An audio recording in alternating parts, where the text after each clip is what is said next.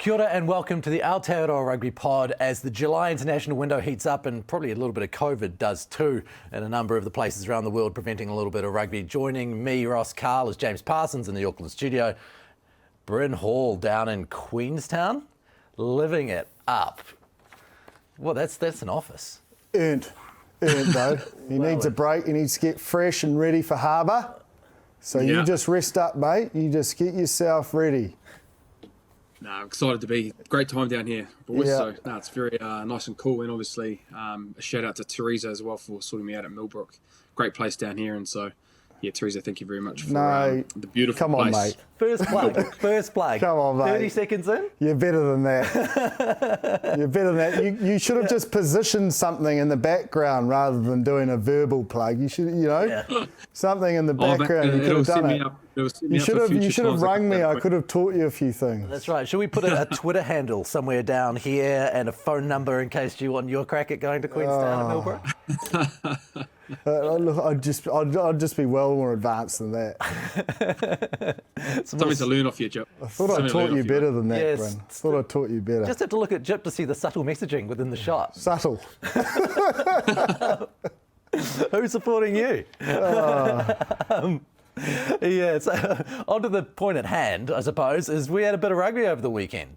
We had the New Zealand All Blacks 57, Fiji 23, but that scoreline does not indicate anything about that game. Well, it does for me because they put up a great fight, and by that to beat the All Blacks, it's a challenge, and that's why there's so many teams they play, and there's records where they haven't won, or there's only a few victories, and a couple of instances I'll give you is why they had the ability to run away with it towards the end, but also the ability of the opposition giving them an in. And I suppose, it's our old mate, and I've apologised for bringing him up, but Benny Volavola had a couple of opportunities from the back, and he didn't have a lot of support around him, and he tried to counter-attack. And outside of that, in the first half, they played such a disciplined brand of footy on both attack and defence. And, it was physical, disciplined, a little bit of, Northern Hemisphere style footy. And those two moments allowed the All Blacks 2 entries into the 22, and they got 2 tries out of it. Had that not happened, because their defence outside of the 22 was, pretty resilient. Had that not happened, and hadn't they let those entries in, they could have been going into the break ahead, realistically, because they were so dominant at the breakdown physically. But then in the second half, the way the All Blacks upped the tempo, you would have noticed a lot more quick throw-ins. Sevu Reece really came into his own, and they also went back to the big men.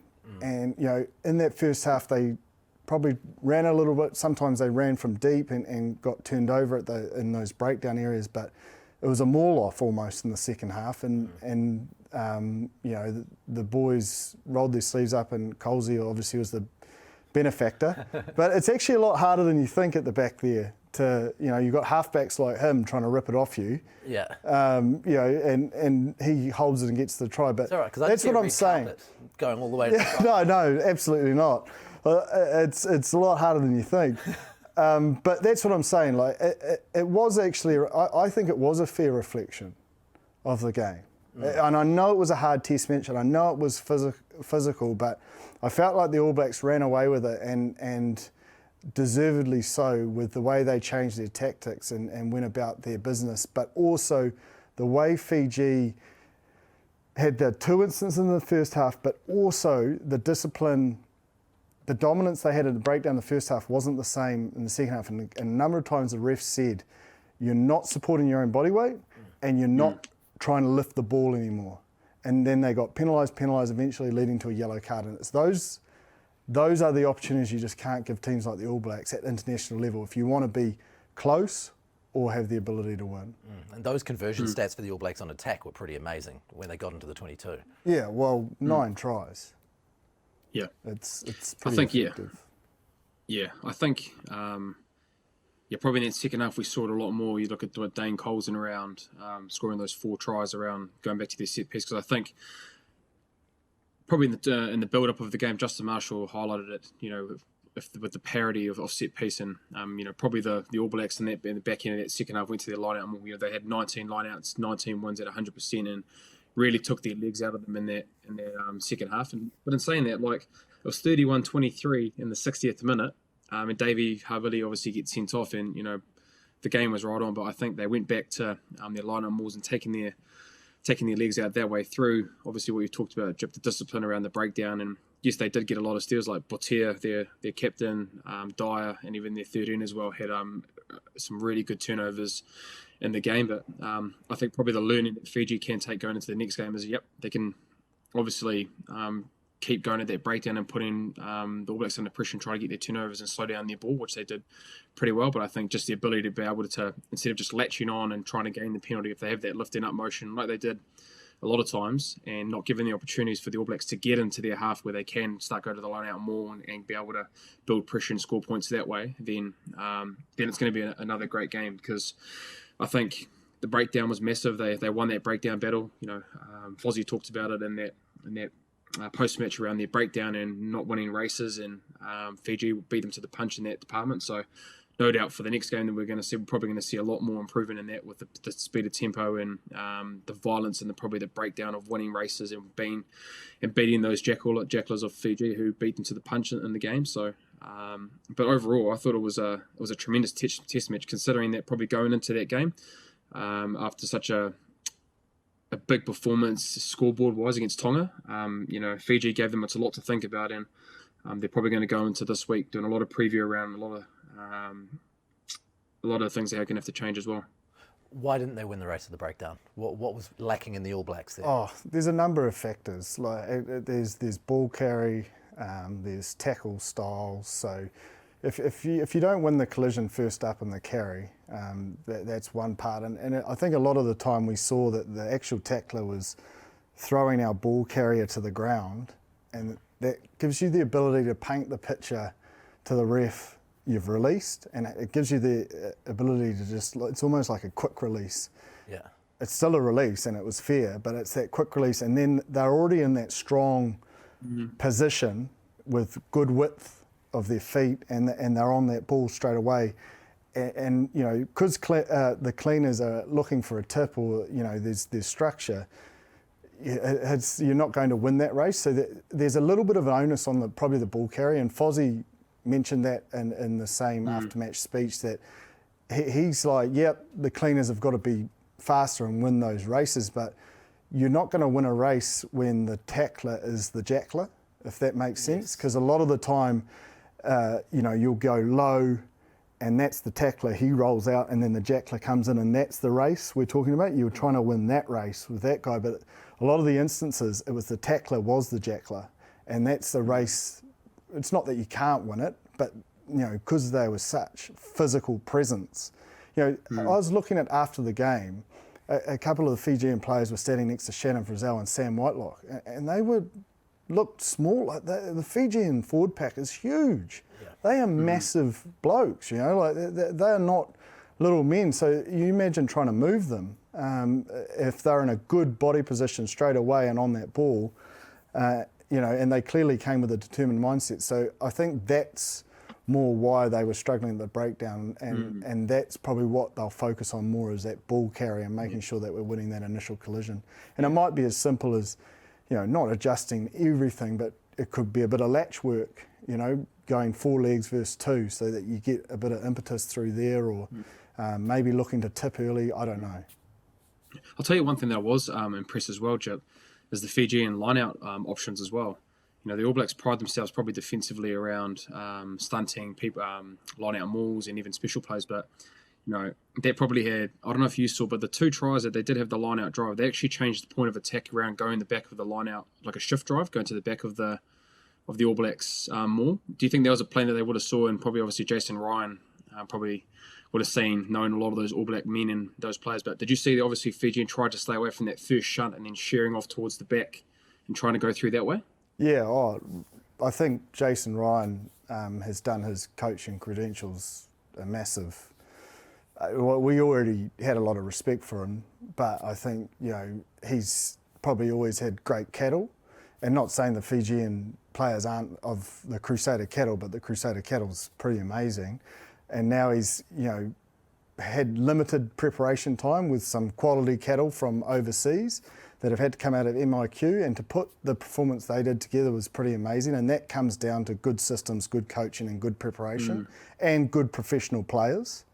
And that's exactly, I agree with you. Some of those special moves around the front are very, out of that Crusader mould, but also the maul, utilising the defensive pressure to share around the back is always a better option than, sometimes you see teams try to share around the front, and because you've got the sideline there, it's almost fool's gold. Teams want you to think you're going to share around there, and then you actually end up on top of yourself out. So using that around the back towards the post was smart. And then the timing of the Fijian player, I can't remember who scored the try, but he popped off just at the right time to win that collision to score, because it was just fading away, the maul, and he pops off and he scores at just the perfect time. So it was a well-orchestrated drive, and definitely an area, I felt like, both sides' attacking mauls were dominant, but both sides defensively will be looking at their maul defence this week, because they both teams got dominated in that area. What were they doing wrong? Look, there's so many variables, and a lot of it's timing, but a lot of it's also what I was saying about the attacking team using the weight of the defensive team to. So if you put all this pressure here, you almost use that to shear you around, and because you're all in that mould, they can't get back round quick enough to catch up. And it was the same for the All Blacks. They utilised that weight and moved with it. So it's almost making sure that you form all the bodies in the right angle and keep that pressure going forward, not in just one spot. And they'll have a system, and it just clearly didn't work, and they'll adjust because they've got that footage. Sometimes when you don't have footage on each other and things like that, it'll be interesting going into this week. I feel like it'll be a bit tighter, and almost I feel like maybe the All Blacks game plan might flip on its head a little bit, and they'll start with quite a direct focus. Why wouldn't they have started that way in the first place, Bryn? Why would you not start looking for forward dominance? Oh, it's not that they wouldn't have started looking for forward dominance, but it was more like there was a lot of kicking, and it was more that counter. I don't know how you saw it, Bryn, but it was that. Yeah. It was we were countering from the I think back. so.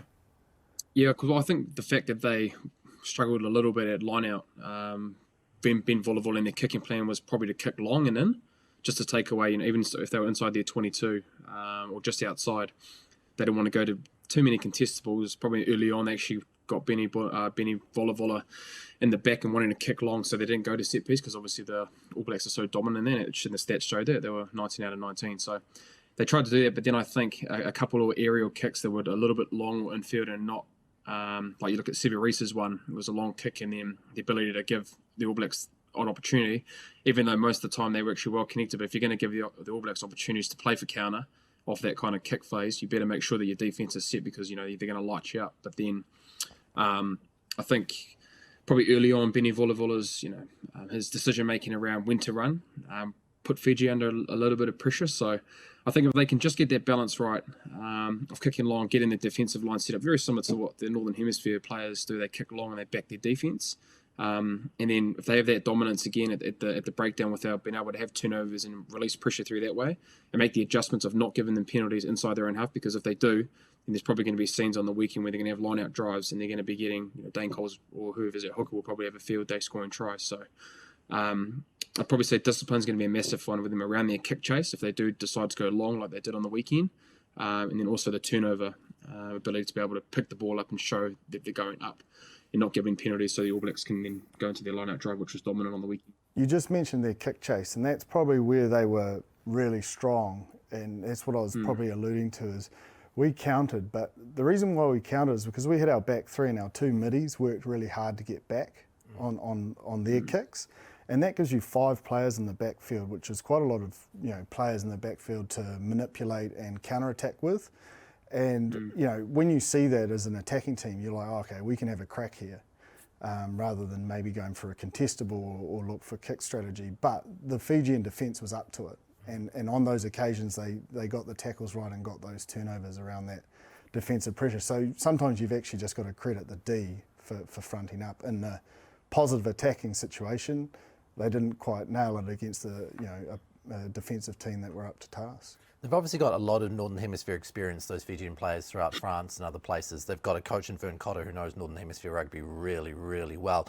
Did you see a large amount of influence to go along with the Fijian flair that you normally see? Yeah, I think massively. Like, I think I wrote down at one stage, like Fiji played disciplined, risk-free physical rugby. Like it was so risk-free. Apart from those two moments I spoke about on the counter-attack, it was just so. I don't think they made an error, defensively or in attack, except for those two counter-attack moments, and then those two moments made them make two defensive errors, which led to tries as well. So apart from that, they was, and it was so, I would say, that Northern Hemisphere-based kick strategy, set piece, and real physical breakdown presence. That sounds like a recipe for consistent success to me, Bryn.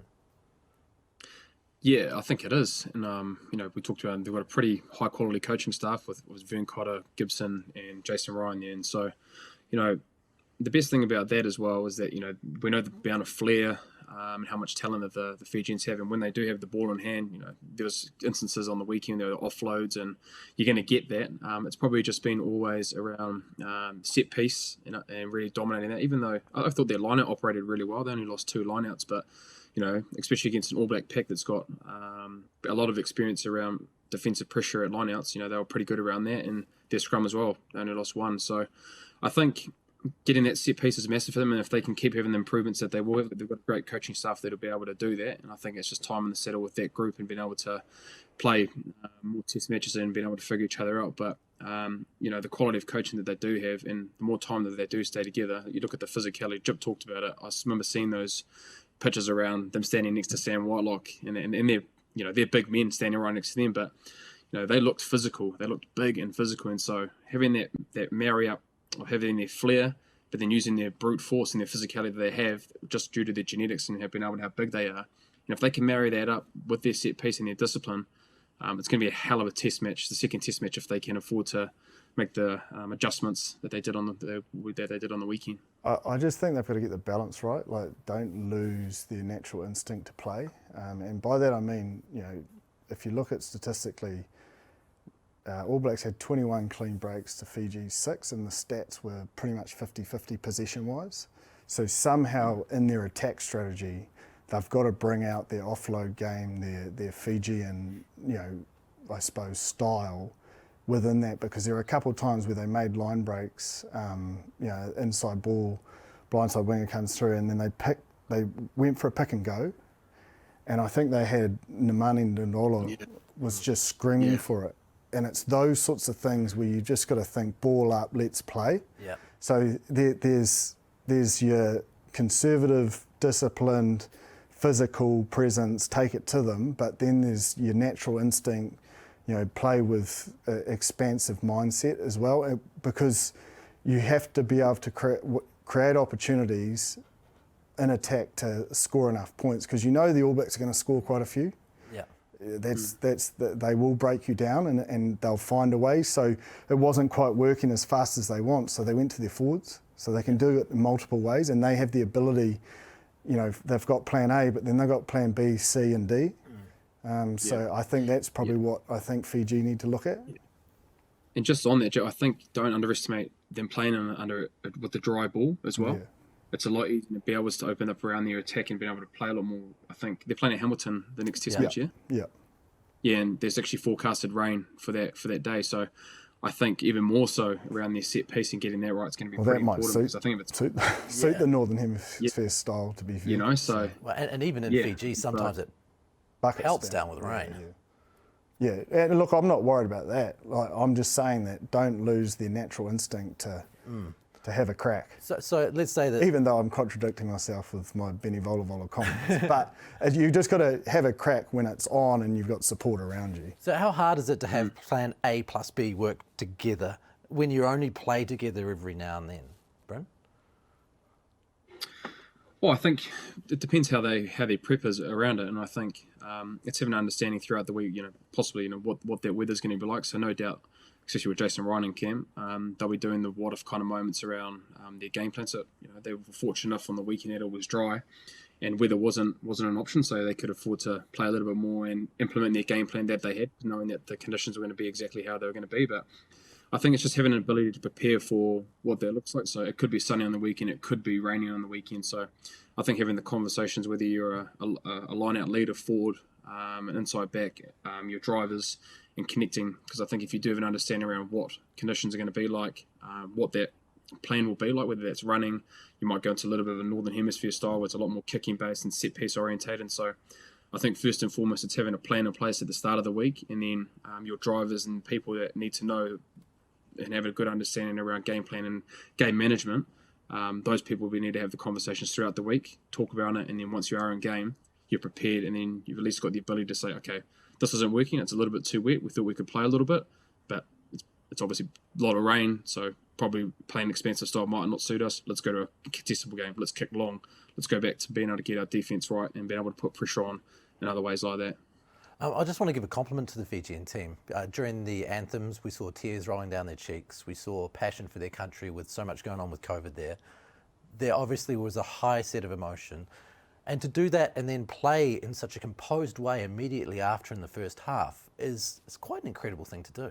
I think it empowers them. Yeah. I think there's a lot of emotions. You could use Carl Tuinukuafi the same.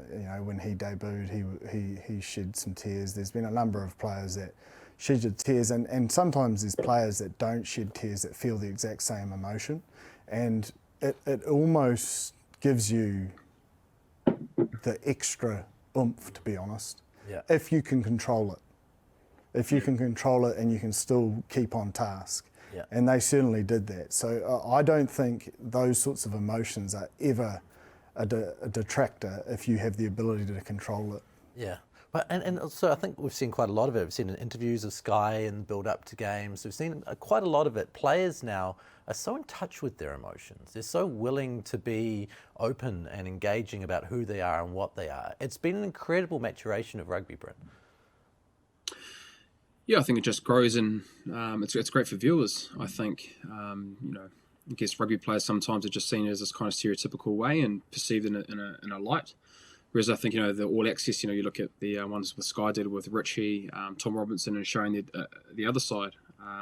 It's really great for us as players, and I guess for people as well to have a better connection and understanding for what rugby players feel like. And so it's a great forum for us as players, and it's great to see that that's been more accepting now. And I think for players that aren't in the environment, or people that aren't have a good understanding of what it is to be a rugby player, I think getting the education of us what it feels like and being able to express those feelings openly, it's been great, and long may it continue. I think players are realising and understanding that vulnerability is a really strong form of leadership.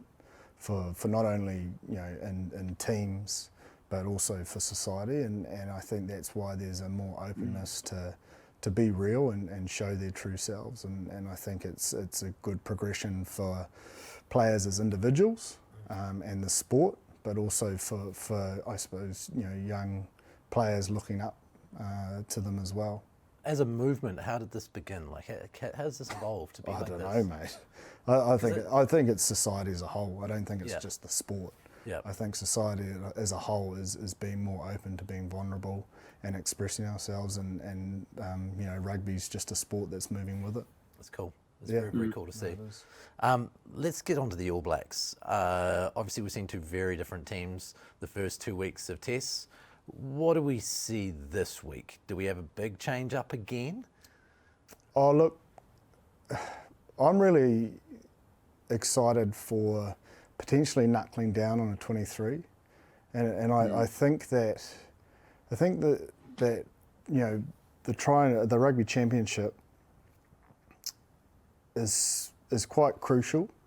And I always find that when you have a 23 and guys are only coming in if there's niggles or injuries, you can really get a good rhythm.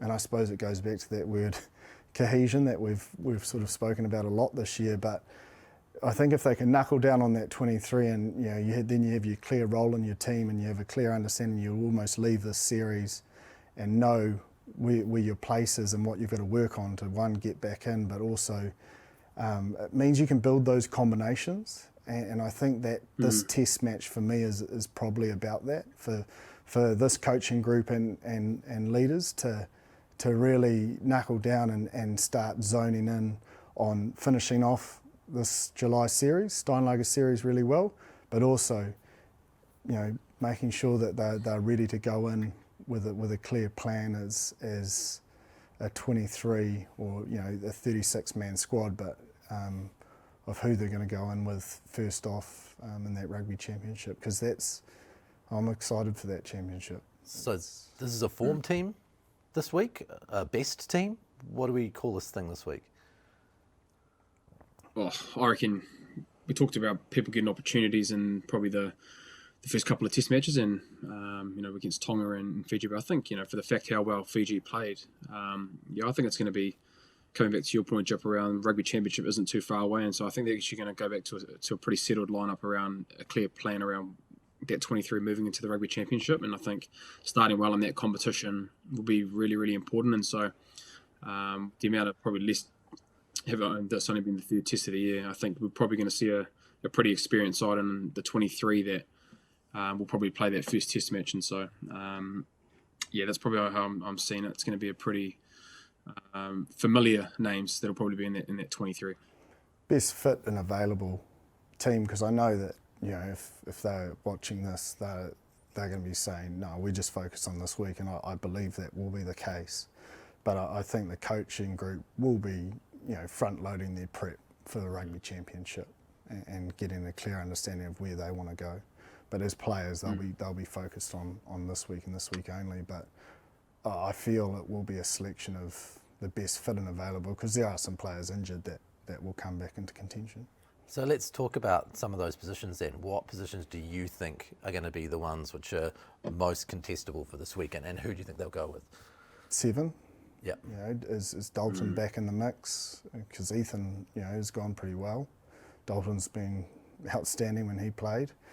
Is he fit and available? Artie hasn't had a run. By all accounts, he's ready to go, and he's got runs on the board. So his current form doesn't really matter, because we know that when he puts on a black jersey, he's ready to go. So that's a position that's up for discussion. Where else? Lock. Brodie gets to 80. Paddy's there. I don't think he did any harm for himself. The skip's there, so there's one position for Scott Barrett, Paddy and Brodie. Then there's obviously the bench position. So that's a difficult one. That's a difficult one. We still haven't probably have we seen enough of Tupou Vai as well. So he's around. Does he get an opportunity potentially off the bench, or he might even start? I don't know. So I mean, there's a lot to discuss there. Where they go at 6 and 8, I think both Luke Jacobson and Hoskins did well. Same Shannon Frizzell and Akira. I mean, you could go through the whole, 10's obviously another discussion. Well. Fullback's another discussion. Sever Reece was outstanding on the weekend. Wingers, honestly, it is so hard to pick a 23. It genuinely is. Yeah, I definitely reckon you touched on the forwards. I think probably those winger the winger spots. You look at probably Will Jordan, who played really, really well at 14, and then Sevu as well played well, and then you've obviously got George Bridge, who's played 2. Yeah, he's had 2 test matches at 11. Do they change and possibly put Sevu at 11 and Will at 14, just through with their performance, and George having 2 test matches as well. So, and then you've got Geordie and Damo at the back as well, and then we've talked about Richie and Bodie, who's going to be 10 for that test match. But I think the wingers will probably be an interesting selection, seeing how they're going to go, whether they put someone out of position who aren't traditionally left wingers. You look at, there's only one really in the squad, with George being the only left winger who plays that traditionally. So do they want to change it up and put Sevu or Will in those positions? So yeah, it'd be interesting to see if they keep George there or they change it up a little bit in those winger positions. That seems like an opportunity. You know, if you only have one guy there who's a specialist, now is the time to give someone else some time there. Surely. Yeah. Oh, definitely. It's yeah. I think maybe last week was. I don't know. As I say, I think they'll go for the best fit and available of their opinion for this week. It's, what that is that's the thing about this at the moment. It gets anything. It could be anything at all. I mean, they could put out multiple 23s, and I think we'd all be happy. Yeah. But is that... Look, use 7, for example. Yeah. If Ethan's there, Dalton's there, Artie's there, I'm not unhappy. Yeah. Like, you're not going to be... Do you know what I mean? Yeah. Yeah. It's the same at 6, it's the same at 8 for me. You know, it's lock. I mean, I think there's probably test teams all around the world that could take a couple of them. Yeah. But we continue to come back to the Darwinism, the cohesion. Cohesion! The cohesion. Like, that's... Options is one thing. Making them work together is quite another. Yeah. And it's, at this point in time, almost a little worrying for me that we don't really know. Oh, I'm sure they know. Yeah. We don't. Yeah. We're just sitting here to debate it. But I'm sure the coaches... I believe the coaches will have a clear plan of where they're going with it. Yeah. Yeah. So, experienced blokes required now or not? Well,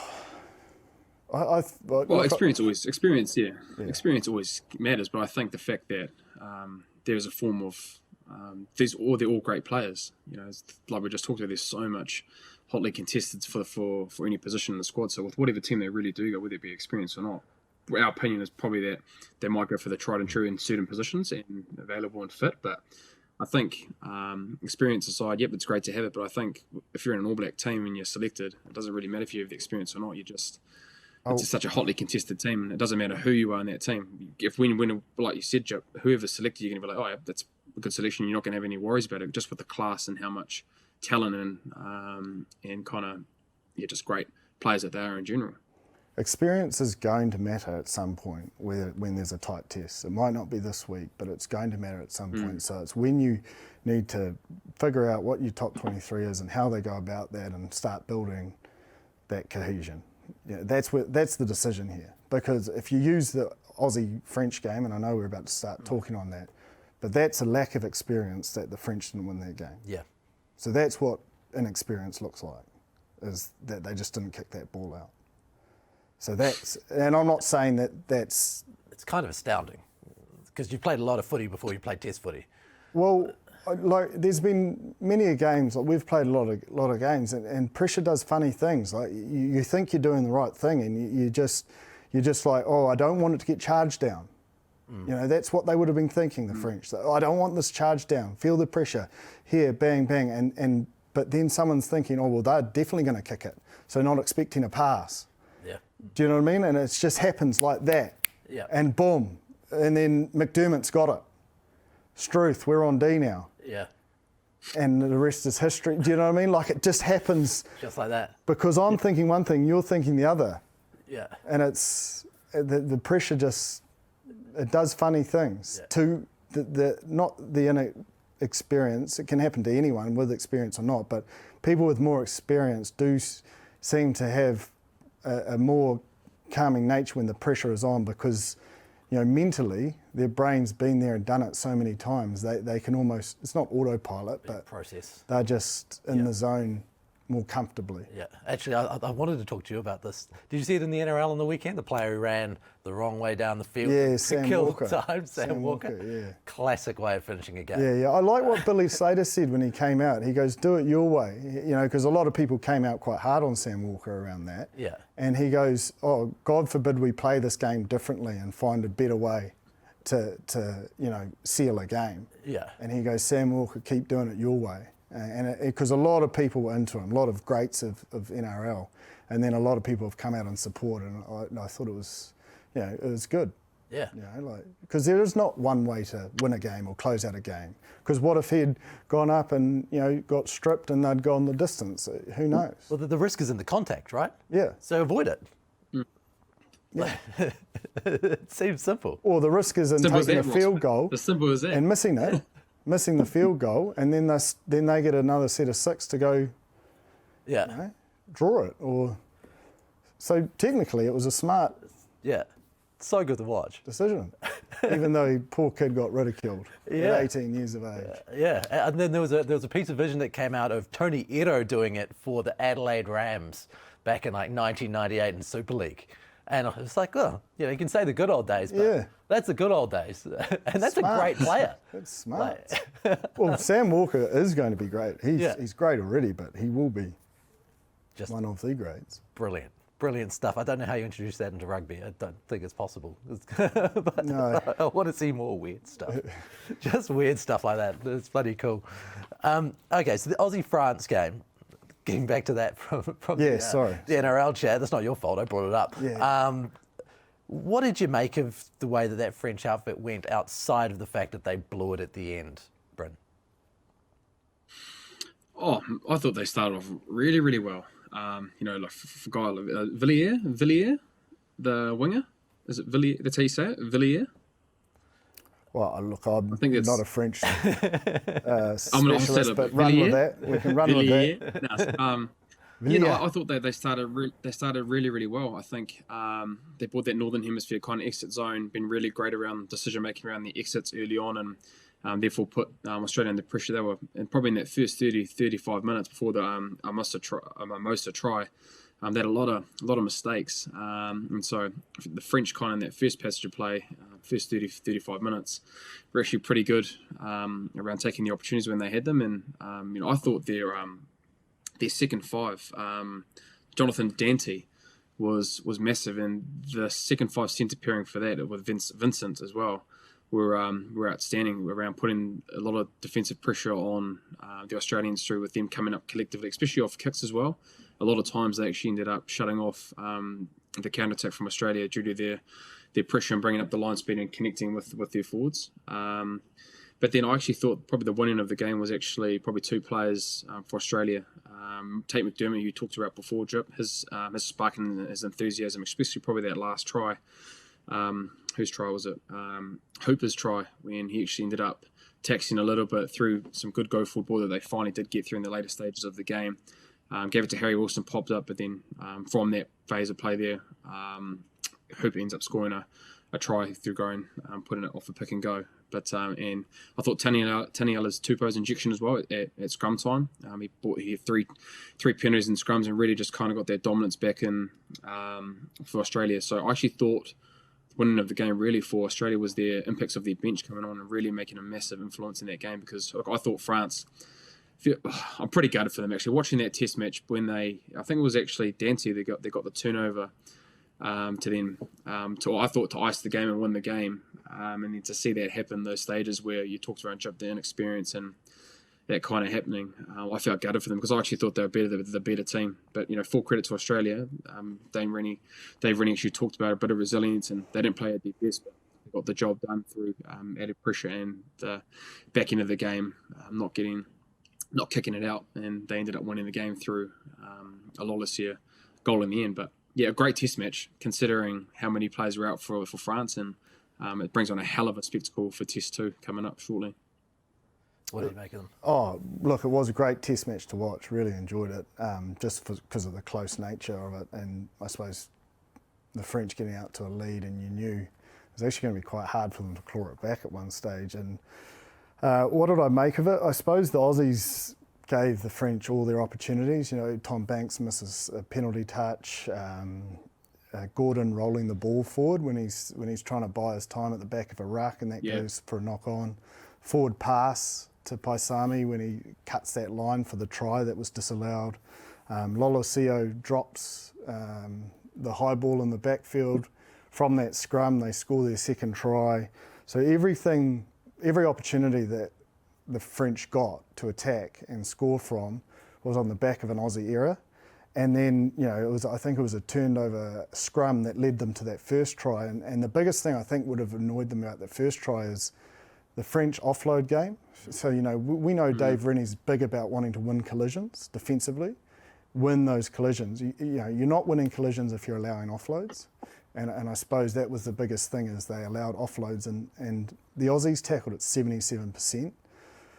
So I think those will be the big areas Dave Rennie focuses on, is that accuracy and that turnover rate and the defensive presence, and making sure that you're winning those collisions, that that you're dominant, because 91% the French tackled at, and they only had 34% possession, so they were on D a lot, and they were accurate, and so for me it means the Aussies just didn't take the opportunities, because they had their opportunities. They broke them a lot. Yeah. I think there was a crossfield kick that didn't just go to hand. There was a grubber in behind that just didn't bounce up. It was almost, it just wasn't their night on attack. So I'm not too concerned about their attack. I think that'll come with a few games and a few strings, to their bow. But defensively, that presence and the turnover rate, letting teams in, that sort of stuff, I feel Rennie, those are the sort of effort areas that he won't like. Is it doom and gloom because they won? No, but I think it will be a hard week for them at training. Yeah, and you kind of want that at this point in time? I think you do, but you do want to. You'll want to see a big shift. Like, probably without Hooper there, I don't know if they win that game. Like he was massive. Like his turnover straight after half time, like his work rate to make the tackles. He's a menace at the breakdown. He's great on attack. He scores that try through a nifty, reverse pick and go.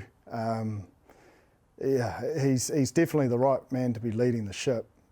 But there was a lot of guys still, we spoke about an experience from the French side, still new in their, test career. That'll learn a lot from that. Yeah, we got test footy on a Tuesday night. Oh, how good. What is this? Yeah, come on. It was great on a Wednesday. It's even better on a Tuesday. Earlier. Yeah. The week's barely started and you already got test footy. And then we got Origin on Wednesday, so they're smart just giving it a day before. Yeah, you don't want to compete with that. But, just if you're watching on Sky, stay tuned, because you've got some test footy coming up real soon, Tuesday night. And it just makes the week worthwhile. Oh, it does. And then you look at the weekend. I looked at my Sky record, and the international rugby is just stacking up, and I could see my percentage go from 60% hard drive down to 20% hard drive by the end of the weekend. Yeah, I've actually got to watch them and get rid of them to keep up with it. It's just ridiculous. You don't sleep if you watch all of that. No, you don't. You don't. There's an incredible amount of footy, and there's also games not going on. Over in South Africa. What is going on with this series? We've got Sia Khaleesi, Mapimpi, a whole bunch of the Springboks players now with COVID.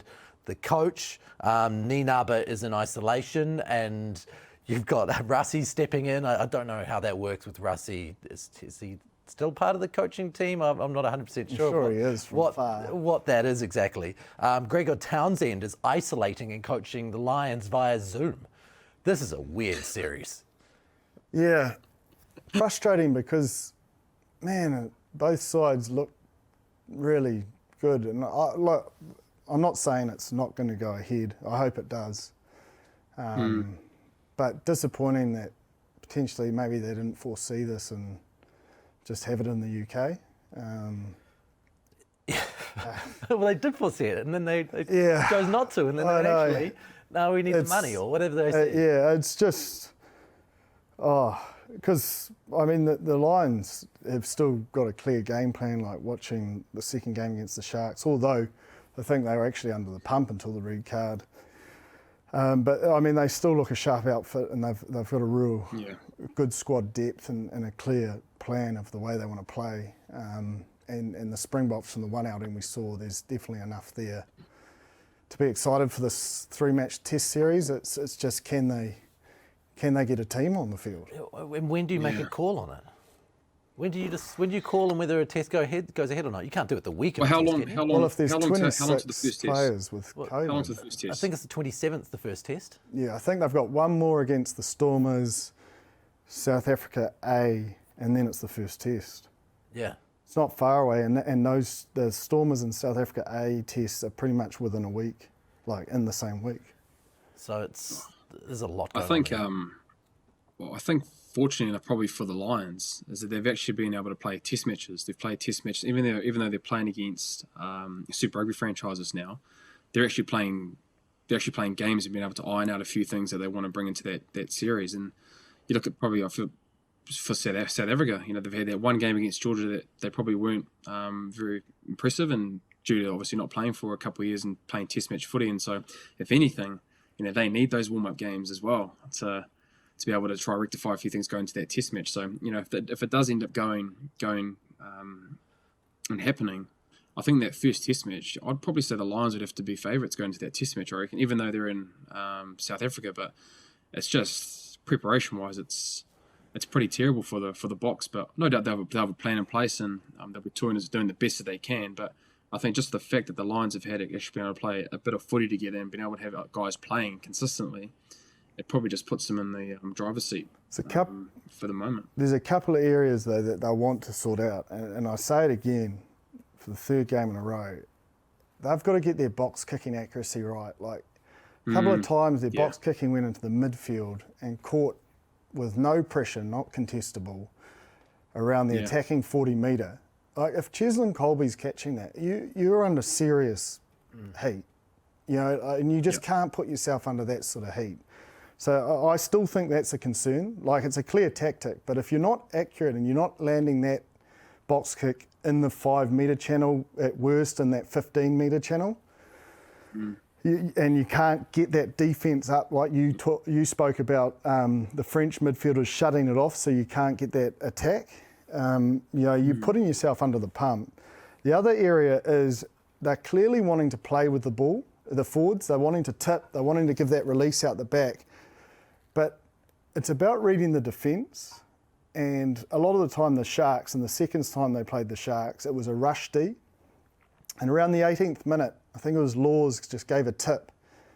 But it was like a rush D, and he shovels a tip to his mate, who can't catch it, he gets hit, and it's a knock on. And it's like, don't go away from what you're also good at in terms of the Lions rugby, of that latch, 4 legs versus 2. Get outside, Laws gets with the guy that's tipping, and those 4 legs go into that 2 defender, and they still win collisions and earn the right to play the tip game and the release game. And what I'm saying is find that balance of that attacking mindset. Don't just do it for the sake of read what is in front of you defensively, because also same thing is on that rush D, there are a couple of times, one intercept try, but also they got a couple of other intercepts that didn't lead to tries. But the Sharks got those intercepts, and the Springboks will be watching that, and they'll know that defensive line speed pressure like that rush D will put the Lions' skill set under pressure when they're just trying to go through moves, or they're trying to utilise this attacking mindset, which I love. But it's going to be needing to find that fine balance at test match level to have that brute, let's earn the right, let's tire the defence down, to then wait till the hole's open to use the tips or use the release. And I think those are the sort of areas they want to just rectify. Yeah, 100%. I think, that Japan game, the first Japan game when they played, when Conor Murray was at 9, and the ability that they played on top of teams, you look at the traditionally with Northern Hemisphere style rugby, they're really good around the breakdown, being really vicious and brutal, and being able to clean men out and doing really, really well in that department. I know they played Japan, who are a little bit different, probably physicality wise for the South Africans, but I think that's probably if they do want to play, that's the kind of marry up of the decision making around the tips, the out the back, and actually going forward and seeing what's in front of you with what you just said, Jip. Because I think that 20-30 minute span when they played Japan in that first test match, it's probably the recipe around do want to play when they do play against the Springboks. That's the kind of how you want to see it on TV. That's how you want to look at with what that looks like and being able to score points that way. Yeah, because if the defence isn't tired and you're giving a tip when he's on his own, you are just going to get smoked behind the gain line. Yeah. Especially with big men in South Africa as well. Like, it's pointless. And then also their backfield coverage on the weekend. I know I'm being a bit hard, but I'm just pointing out areas that they'll want like the Springboks, yes, they're not playing, like Bryn said, but they'll be watching these games and going, okay, these are some areas we can exploit. But the backfield cover, before the Sharks' second try, there was a long field kick, great chase from the Sharks winger, tackles them out, and then the Sharks are in attack, and then they put a grubber in behind and they scored. So just their pendulum work, like, you know, I know they're trying to rush D, but because their wingers are up all the time, it does leave quite a lot of grass in the backfield to manipulate with attacking kicks or long kicks if you get a good kick chase. So they are looking great, and I'm really enjoying the way they're playing. But I know Warren Gatlin will be watching going, I don't think he would have been that happy with that. I know it was 71-26, but it was 26 all when that red card happened, which was so just unnecessary by the Sharks halfback. And it just flipped the game on its head, really. So what do we do now? Just to go back to this COVID thing. Yes. What is the decision that you make, and when do you make it about, and what would the teams want about when a decision gets made about when you play a test match like this? Because it's obvious that the South African bubble is not working. So do you trust the South African bubble, and do you trust putting yourself out on the field against that bubble? I don't know what the options are. Can they defer it and try and get it back to the UK? Yeah, it's a short plane ride. I don't know. But does that change the South African bubble still being kind of infected and them having to bring more? That's what I'm saying. Can they get healthy? Can they get everyone COVID-free, so to speak? Yeah. And, you know, scrap. They've had enough tour matches now, I suppose. Stormers will be a bit disappointed, but is there a way of potentially get? I don't know. Do you have to get all the clubs involved? It would be a big beast, wouldn't it be, to try to get that done logistically? I'm sure it would be, but if it'd be better than cancelling it, I'm assuming. Yeah. Yeah. I hope. I really hope it doesn't get to that, because I think, Well, I can't imagine they can play at the moment, can they? No, there's no 26 cases. They can't. I don't know what the rules are. Yeah. Can they make it a bit longer? Can they? Well, that's what I'm saying. Can they defer it and maybe take it out of South Africa? Yeah, or cancel maybe a couple of the midweek games later on and just play some back-to-back test matches in a week? Can you do that? Like, I don't know. Yeah, but isn't there problems with the test squad? Don't they have COVID? Yeah, but I'm just thinking, how long does it take to get over COVID? And if you can push it out a couple of weeks, maybe there's a chance that you'd have them COVID-free by that point, and then you just play 3 test matches in 2.5 weeks or something, and go that way. You know. Yeah. I don't. It'd be a big. Well, they took a big squad over, so if that's the case. They took a big squad. I mean, they do it in World Cups. You play back-to-back test matches over a short period of time. Oh, yeah. Well, I think with how COVID is, I think it's not the norm. And I think you look back probably the last 12 to 18 months in New Zealand. We've had players that have had to adapt and certain things that aren't normal. So I just think in this scenario, it's going to be something that's foreign and almost. Because I feel both teams, both South Africa, if they get to and play. the Lions, they want to play. They want to play. But I can imagine both teams want to play. So. If it comes back to your point, Ross, around it's just less preparation time and they have to condense it a little, I think both teams would be a part of that. But I think, it's tough because it's in camp, like you said, Jip. The COVID's in camp, so it's going to take them. I think whether that's just I think players are pretty flexible now, and pretty open to just doing what's necessary to play. There's another piece of information that's come out in the last week or so, which has been really intriguing. Scott Robertson re-signing through till 2024, but with an out clause at 2023, which makes you obviously think about backup plans for after the next World Cup. We've obviously got Warren Gatland, who could be available after 2023 as well for the All Blacks job. It seems like New Zealand Rugby is doing a pretty good job of having some serious talent in the country come the next World Cup. I'll let Bryn talk about his dad first. I think it's I think Razor's made it pretty clear around his ambitions and his goals around. I know it was said in his press conference around he's got ambitions to have the All Black job, and so the flexibility around depending obviously with how Fozzie and that coaching group go. But I think it's great for New Zealand Rugby to have not just Razor, but you talk about Gats, who has the opportunity post the World Cup to be able to be available for the All Blacks. So and I think Razor's got to talk about the success that he's had, not only at the Crusaders, but with whatever team he's been a part of. He's won multiple championships with them. So So I think he's got a couple more years to be able to keep evolving and keep growing. And but I think for us personally, as a Crusader, it's great to have him in the environment for a couple more years and being able to have new goals and being able to keep it nice and fresh, because he does a great job at that as well. So for the Crusaders, we're stoked for him, and then I think for New Zealand Rugby as well, being able to have that flexibility with him in the country for a couple more years. But I think for him personally as well, to be able to not keep himself staying here. He's got an out clause in his contract, so no different to a player. It's smart and being able to keep his options open as well post the World Cup as well. It is an interesting conversation because he's been there, done that, and people like to evolve in their career and so forth. He's got all the championships under his belt, and he's waiting. He's waiting for that chance, and we've got an All Black coach who doesn't have a contract after this season. So that had to be part of the conversation. Oh, I'm sure it was. I think he's made no bones about it. I just think we're very fortunate that he was staying, because there would have been high demand overseas. And I think one thing I love about it, that he is staying, and it says, he's going to leave no stone unturned to have a crack at that All Blacks role. And the thing I like about Scott Robertson is he does seem to keep things fresh, and he's always the innovator or doing something different or thinking outside of the box. If it wasn't a COVID world, he's probably coaching the British and Irish Lions now. He's probably in that coaching team. Do you know what I mean? Like he's not going to just sit in a square. He's going to be always outside of that square, thinking differently, and I think that's what makes him so successful. And I think that can only be a good thing for our game here in New Zealand and where he can potentially take it. Brent, can you give some insight into him? I suppose the thing about Scott Robertson that strikes me is he seems as much of a storyteller as he is a coach. He seems to be able to create a narrative around seasons, around games that make things easy to understand. Could you paint a picture of how he does that and maybe some examples from the past where he's done things like that?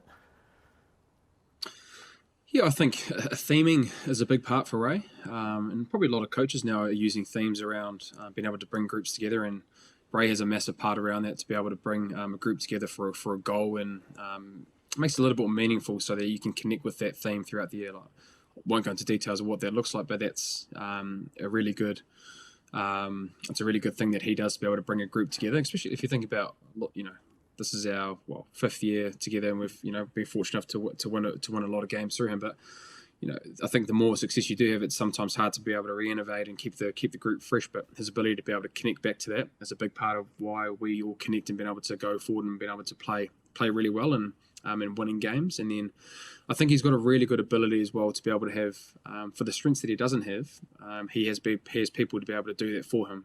I look at the likes of Scott Hansen, Brad Moore was there. You had Leo McDonald before that. You've got Andrew Goodman, who's great around detail, and then obviously he thinks outside the box as well, with the likes of Ronan O'Gara who brought across here, Jonesy as well, and then Tamati Allison, who's he's a little bit different and not originally from Canterbury. So I think he does that really, really well. So his strengths that he does have, it's been able to have the overall picture of what it is for us as a group. But then even for his weaknesses that he does have, he's got a really good ability of having the coaches around him that are able to help with that, and then being able to connect those coaches to his idea collectively. And then it just kind of flows on for us as players, where we're all collectively together through Razor's vision and his ability to be able to have coaches to be able to complement him really, really well. Just before we wrap up, I'm quite excited because the Samoa-Tonga game on the weekend, Yes. it was really tight for the most part, and Samoa ran away with it towards the end, and obviously looking forward to the second round of that and where that heads. But I think it's also exciting for Moana Pacifica, because there's a lot of players in both sides that don't have contracts overseas and don't have super contracts that are just standing out, man. Like Fumai, Slade, Matunga, guys that play really well at Mitre 10 Cup level, have stood up against the Māoris, as I mentioned last week, are now standing up again. Like, they're doing back-to-back performances at a high level. I don't know, from my point of view, watching that, I just think it's exciting for, there's been a few question marks around that team coming into Super Rugby, but I tell people to watch that game and have a look at those guys, because there's some guys performing seriously well. Oh yeah, I follow that. Watch that game. There are going to be some guys performing really, really well. Plus, Ken Laban, Willie Losse, and Taylor Johnson did an amazing job of the commentary on the weekend as well. It's well worth a watch. It's going to be a really cracking game. So you've been told. Yeah. You've been told. Watch that game. Bryn Hall down in Queenstown. Go eat some red meat and enjoy yourself at Botswana Butchery while swanning yourself at Millbrook Resort. We'll just keep on the grind up here, mate. That's right, on the grind. Yeah. On the grind up here, going to work, battling the traffic. Loving it, mate. Loving it. Loving it. Good grind. Yeah. The good grind. Living the dream. Yeah, 100%. Talking some footy and getting into life itself. So James Parsons, loving the grind, loving the footy, and we'll catch you next week on the Aotearoa Rugby Pod. Make sure that you catch the international footy this weekend on Sky and RugbyPass.